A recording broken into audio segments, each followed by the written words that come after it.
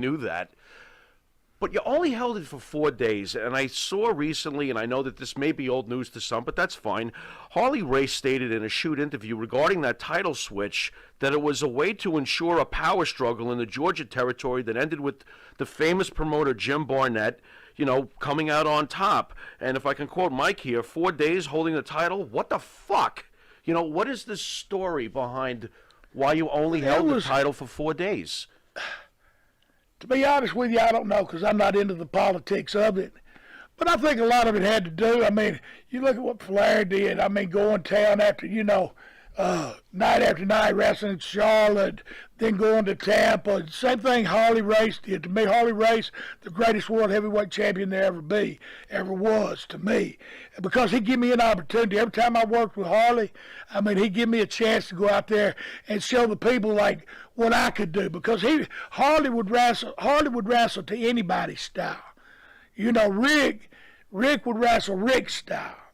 And everybody had to wrestle Rick's style, where Harley would adjust to whose style it was, And so I always appreciated that. And like I wrestled Ric Flair a lot. He's a great champion too.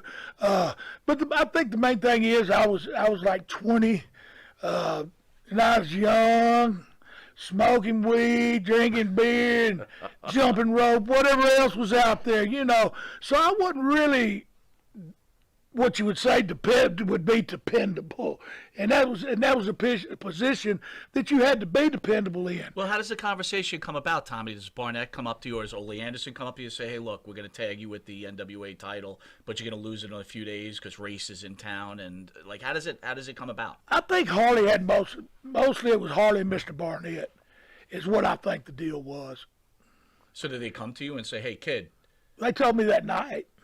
Oh, so you didn't even know? No, I didn't know till that night. Wow. And what were you like? Were you shitting your pants? Oh, yeah. Andre the Giant was there. He held me up over his head. I was a 20-year-old kid, and get one of the greatest things in professional wrestling. I was on top of the world. And, a lot of people say, hey, you didn't hold it for 4 days. But I held it for 4 days, so it is what it is, and I wouldn't take nothing for it. And if I'd have been on top of my game a little better, I might have held it longer. I'm not saying it's my fault. I'm not saying it's nobody's fault. But at that time, I just know it was a lot of responsibility, and I probably wasn't the most responsible person. But they tell you that night, hey, you're going to become NWA champion. You're like, oh, my God, this is incredible. You win the belt. Do they tell you they're going to take it from you in 4 days, or the night of they tell you? Not really. That didn't come up till a couple of days later. Okay. So there was a possibility in your mind. You're like, holy cow, I'm going to travel to all these territories because I'm the new NWA champion? Or yeah, a little bit. And like I said, I was at home in Georgia. I started in Tennessee. I just a old country boy and got an opportunity, man, and it was, and at the time it might have been bigger than I was, So, like I said, a couple of days after they let me know we was going to swap it back. All right, Tommy Wildfire Rich. Love him to death. I got he broke my neck, though.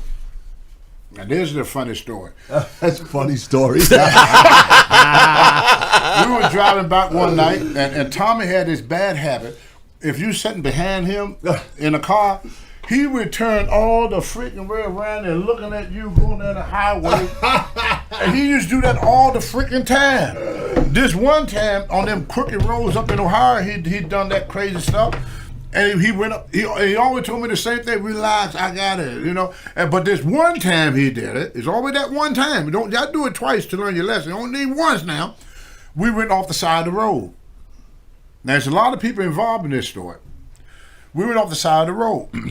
The car flipped over. The hood was bent all the way down to the doorknob. I was asleep in the back, so I was wedged down into the seat like this. And the hood was on my head like this. The other guys were the Johnny Rich, the other guy that was, what was his name? Son, dang it. Oh, he was a referee. Oh, I can't think of the poor kid's name right now. But anyway, let me tell a story. If the name pop up, I'll throw it out there. But anyway, so they were waiting for the jaws of death to get me out. Wow. The Sheik was riding with Ole Anderson, the Iron Sheik. He said, who's down there? And then they said, Tony Atlas, he's trapped in the car, and the gas is leaking and smoking, and they said he's going to get burned alive if somebody don't get him out. The sheik ran down and ripped the door off. Yeah. Under that moment, rip the freaking ask the sheik next time you see him. That's like Hulk strength. Well, you could do that with, because they were waiting for the door, but he came and pulled the door, got the door open, and the sheik, the Iron Sheik, got me out the car before he caught on fire. Wow. The Iron Sheik. So I'll be dead now if it wasn't for Sheik. So you're That's forever my love. forever in debt I to ain't gonna Sheik. never say anything bad about Sheik. Because I see how the Sheik are all in time and need. He didn't even, and only told him, say he's a baby face, which means good guy. Sheik is healed.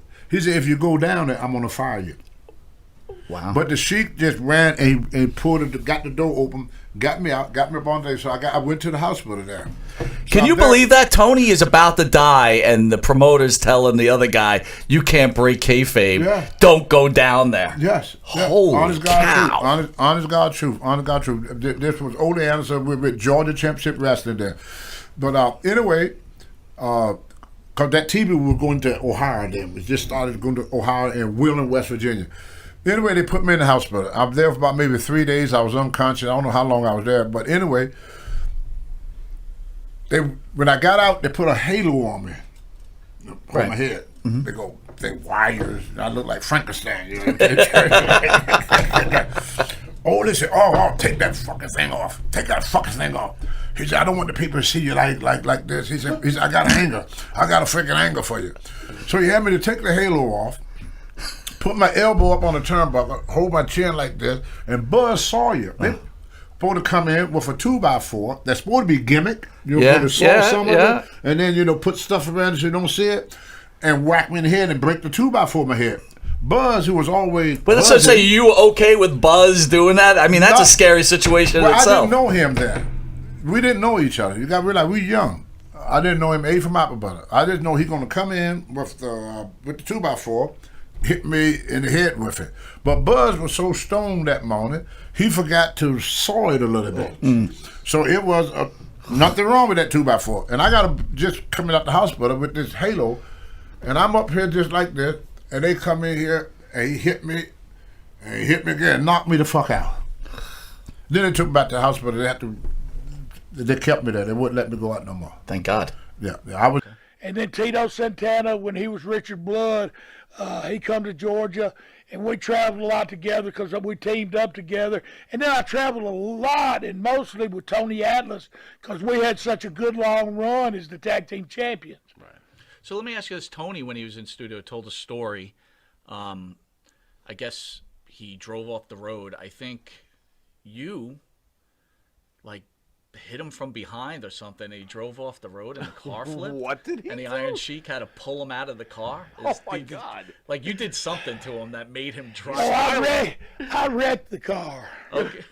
I wrecked the car. He was in the car with me. Okay, so what's the story? Okay. Anyway, that was another time when a little too much partying. We left the building anyway. I run off the road and the car flipped. Ooh.